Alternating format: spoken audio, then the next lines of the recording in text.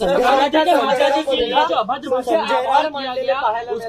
समाजाने सुद्धा तुमचे आभार मानलेले पाहिले. कोणतीही कटुताही मुख्यमंत्र्यांबद्दल नाही, कारण की आधी सुद्धा 10% जे आरक्षण मिळालं ते मुख्यमंत्री देवेंद्र फडणवीस असतानाच मिळालं होतं आणि आत्ताचा जी.आर. जो निघाला तोही तुमच्यामुळेच निघालेला आहे.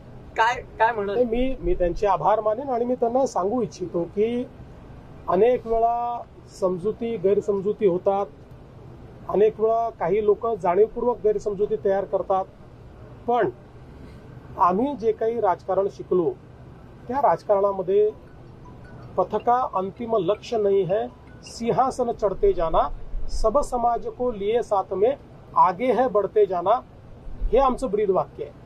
त्याच्यामुळे सगळ्यांना सोबत घेऊन आम्हाला पुढे जायचं आहे.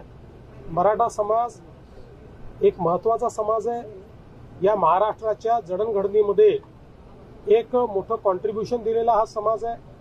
त्यामुळे या समाजाचं कल्याण झालंच पाहिजे. पण त्यासोबत आपल्या ज्या 18 पगड जाती आहेत, ज्यांनी स्वराज्यामध्ये छत्रपती शिवाजी महाराजांचे मावळे म्हणून त्या ठिकाणी काम केलेलं आहे, त्यांनीही बलिदान दिलेलं आहे.